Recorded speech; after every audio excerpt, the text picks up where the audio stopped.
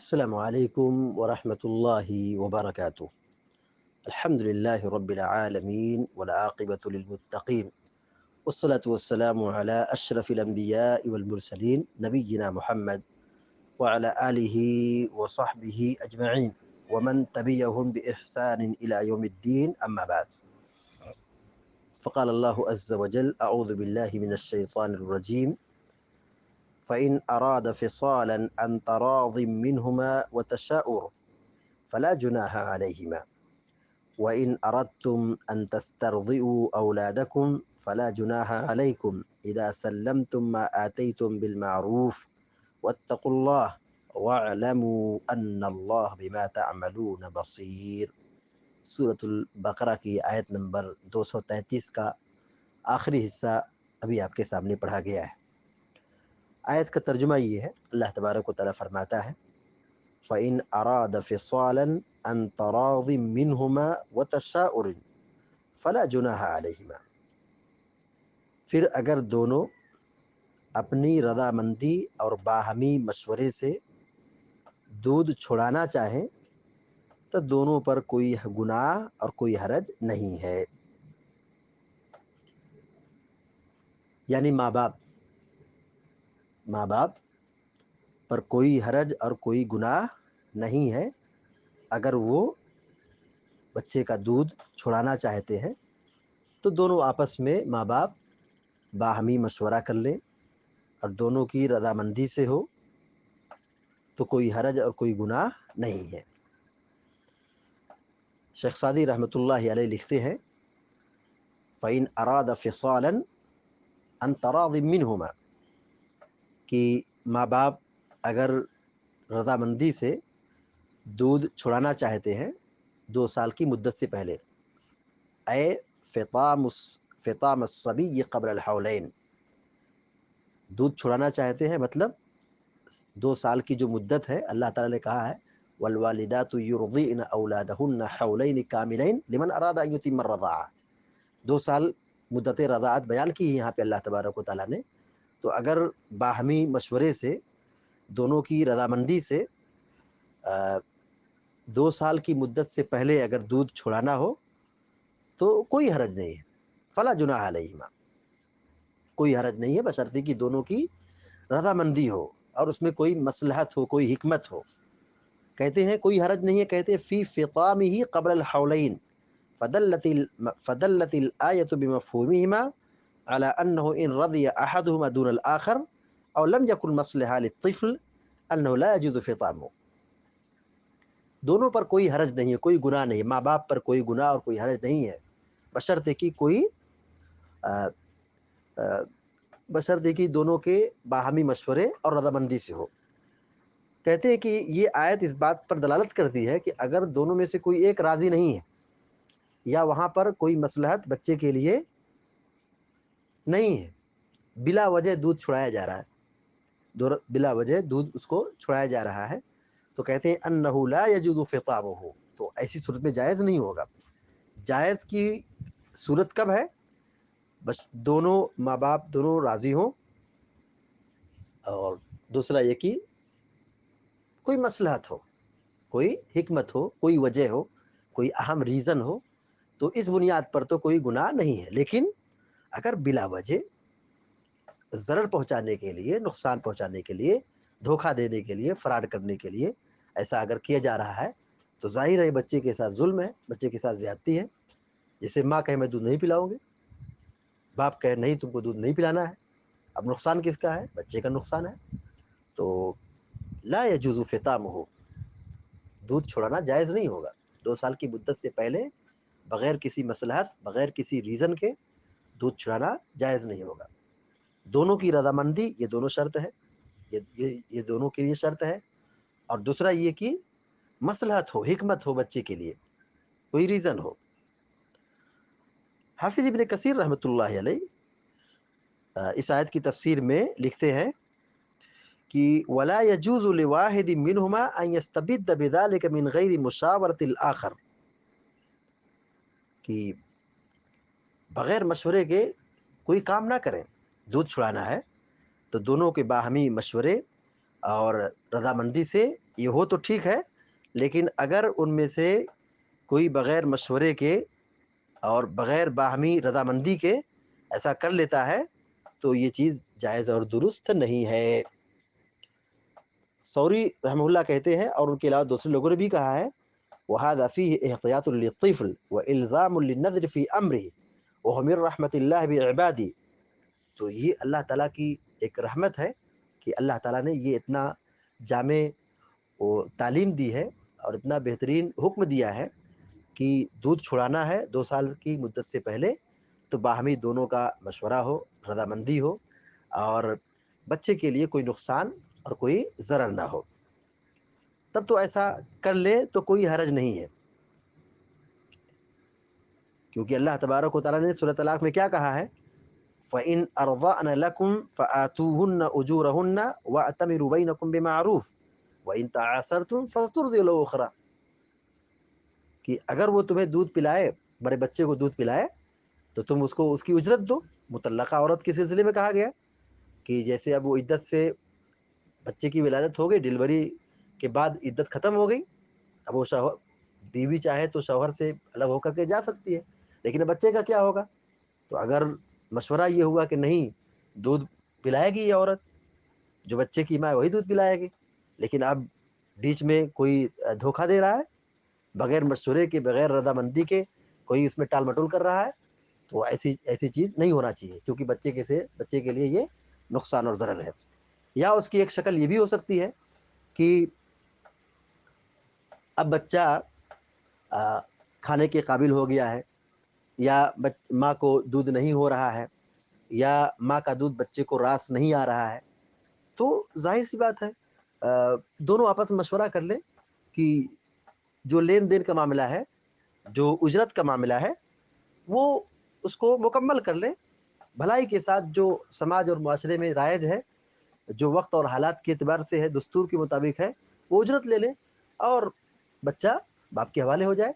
یا بچہ ماں کے ساتھ چلا جائے، یا اس کی ماں کی کہیں شادی لگ گئی ہے تو پھر وہاں پر رضاعت کا مسئلہ آتا ہے کہ بچہ کہاں رہے گا۔ اب اس کی شادی ہو رہی ہے تو جو تربیت کی جو مدت ہے اور جو اس کی ذمہ داری ہے، اب یہاں پر شادی کیا ہے، خلل ہے۔ تو جو مسائل ہے باہمی دونوں کی رضامندی سے طے ہو جائے، اور بچے کے ساتھ ظلم اور ضرر کا معاملہ نہیں ہونا چاہیے۔ اللہ رب العالمین آگے فرماتا ہے، وَإِنْ أَرَدْتُمْ أَن تَسْتَرْضِعُوا أَوْلَادَكُمْ فَلَا جُنَاحَ عَلَيْكُمْ إِذَا سَلَّمْتُم مَّا آتَيْتُم بِالْمَعْرُوفِ۔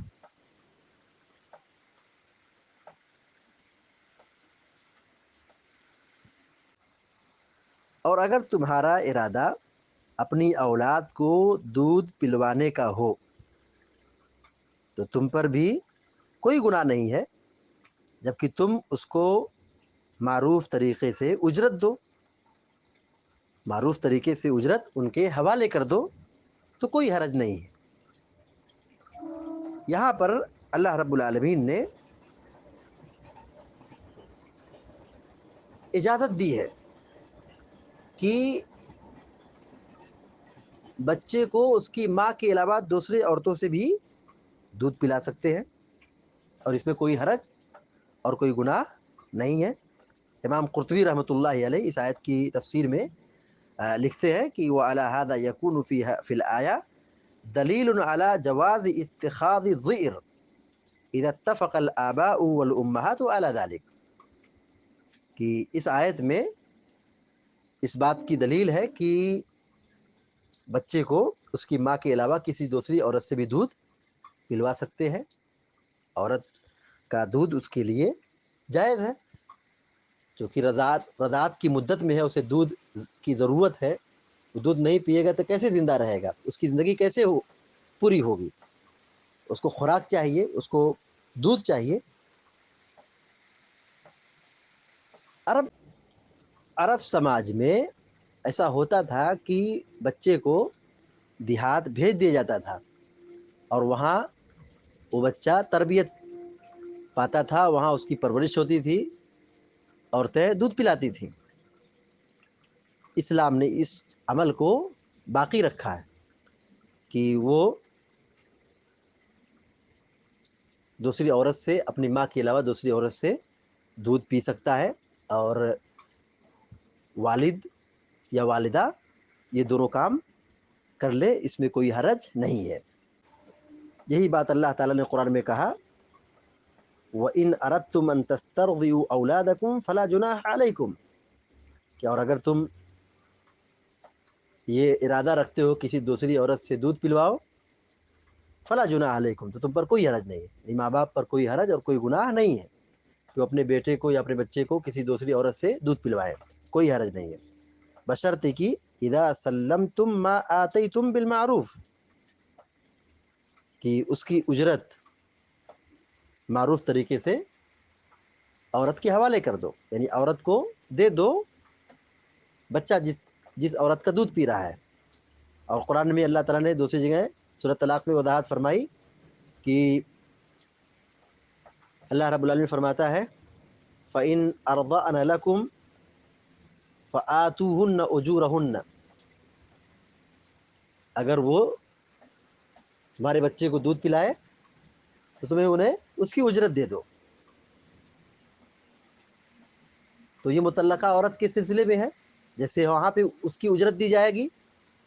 ایسے ہی اگر ماں کے علاوہ کسی دوسری خاتون کا بچہ دودھ پیتا ہے تو والدین کی ذمہ داری ہے، والد کی ذمہ داری ہے، والد پر یہ فریضہ بنتا ہے کہ بچے کے دودھ کا جو خرچ ہے وہ اس عورت کو دے دے جس کے یہاں بچہ مدت رضاعت میں دودھ پی رہا ہے۔ دیکھیے مذہب اسلام میں اجرت کے حوالے سے صاف حکم ہے، کام کراؤ تو اس کی اجرت دو۔ اجرت میں ٹال مٹول کرنا، دھوکہ دینا یا اجرت روک لینا یا اس کی اجرت نہ دینا، یہ بہت بڑا ظلم ہے۔ آپ سوچ رہے ہوں گے کہ ایک عورت کا بچہ دودھ پیے گا تو اس میں کیا پیسہ لینا ہے، اس میں کیا پیسہ لینا ہے، عورت کیا پیسہ لے گی، اس کو کیا پیسہ دیں گے؟ جی ہاں یہ اسلام کا حکم ہے، قرآن کا یہ حکم ہے کہ اذا سلمتم ما آتیتم بالمعروف، جب معروف طریقے سے اس کو اس کی اجرت دے دو، اجرت دینا ہے، اجرت دینا ہے، اور کسی کو نقصان میں خسارے میں نہیں ڈالنا ہے۔ ظاہر ہے ایک عورت کسی کے بچے کو گود لی ہے، اس کو دودھ پلا رہی ہے تو اس میں اس کو کمزوری ہوگی، اور وہ خوراک لے گی تبھی تو بچے کو دودھ ہوگا۔ تو خوراک جو استعمال کر رہی ہے اور دودھ اب اس کے بچے کو پلا رہی ہے، تو یہاں پر بچے کے والد پر یہ فرض بنتا ہے کہ وہ ایسی عورت کو مزدوری دینے میں سستی اور کاہلی نہ کرے، اور جو مناسب معاوضہ ہے، جو حالات اور وقت اور ضرورت کے اعتبار سے جو بنتا ہے، بھلائی کے ساتھ، معروف کے ساتھ اجرت دے دے، اس میں وہ ٹال بٹول سے کام نہ لے۔ اللہ تعالیٰ نے آیت کے آخر میں کیا کہا؟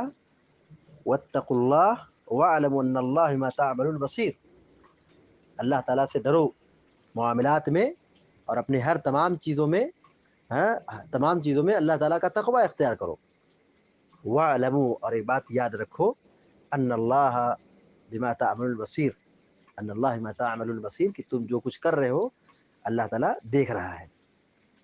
تم جو کچھ کر رہے ہو وہ اللہ تعالیٰ دیکھ رہا ہے، جان رہا ہے۔ اللہ تعالیٰ جان رہا ہے، دیکھ رہا ہے، اللہ تعالیٰ پر کوئی چیز پوشیدہ نہیں ہے۔ تو جو تمہاری اچھائی ہے، جو تمہاری بھلائی ہے، نیکی ہے، اس پر تمہیں وہ اجر دے گا۔ لیکن اگر تم نے برا کیا، ناپ تول میں ڈنڈی ماری، اجرت دینے میں کوتاہی کی، حق ادا کرنے میں سستی کی، اور تربیت میں یا رضاعت میں یا کسی اور چیز میں، چاہے بچے پر ظلم ہو، چاہے بچے کی ماں پر ظلم ہو، یا بچہ جہاں پرورش پا رہا ہے، دودھ پی رہا ہے، اس پر کہیں، اس عورت پر کہیں ظلم ہو، تو اللہ تعالیٰ دیکھ رہا ہے۔ ظلم کسی طبقے پر نہیں ہونا چاہیے، زیادتی کسی طبقے پر نہیں ہونا چاہیے، نقصان کسی کو نہیں پہنچانا چاہیے، اللہ تعالیٰ دیکھ رہا ہے. یہ اگر تصور اور یہ فکر ہمارے دلوں میں پیدا ہو جائے تو پھر انسان آخرت کو بنانے کی فکر کرے گا اور گناہوں سے بچے گا. اللہ تعالیٰ کا علم، اللہ تعالیٰ جاننے والا ہے، دیکھنے والا ہے، اس پر کوئی چیز پوشیدہ نہیں ہے. وہ ساری چیزوں پر نظر رکھتا ہے، وہ ساری چیزوں کو دیکھ رہا ہے، وہ ہمارے اعمال کو دیکھ رہا ہے، چاہے ہمارا عمل دن میں ہو یا رات میں ہو، اجالے میں ہو اندھیرے میں ہو، کہیں بھی ہو. ہمارا عمل اللہ تعالیٰ کے یہاں بالکل واضح ہے. اللہ تعالیٰ دیکھ رہا ہے، جان رہا ہے. جب ہم یہ تقوی اپنے دلوں میں پیدا کریں گے، یہ خوف اپنے دلوں میں پیدا کریں گے تو انسان گناہوں سے بچے گا، نیک کام کرے گا. اللہ تعالیٰ سے دعا ہے کہ اللہ تعالیٰ ہم سب کو، آپ سب کو نیک عمل کی توفیق عطا فرمائے، آمین یا رب العالمین. وصلی اللہ علی نبینا محمد وسلم تسلیما کثیرا. والسلام علیکم و رحمۃ اللہ وبرکاتہ.